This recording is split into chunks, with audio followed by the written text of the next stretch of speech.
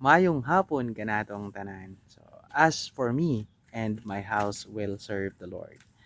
Amo na siya ang isa ka verse sa Bible nga nag-remind sa akon nga bilang isa ka tatay, I have to lead my family into His very presence. No, kailangan isa ka tatay ang aton nga papeles, kailangan nating gampanan. Aray! Namadala natin ang ating pamilya sa pana ng ating Panginoon. So, it's may napanood akong video kahapon no kay Pastora, hindi ko lang nakuha yung anong name niya. Pero yung implications noon is kasi isang pamilya daw is kapag kayong anak lang yung nagsisimba, ang kaya niya lang i-convince o kayang hatakin sa ating pamilya is only 25%.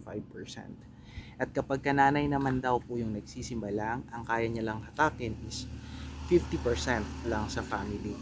Pero kapag kayong tatay po yung nagsisimba, yung tatay po yung nangunguna sa pagsisimba, the tatay can convince 92% sa buong pamilya. So malaki-laki ang kapag kayong tatay. Kaya nga, tatay is the head of the family. Okay?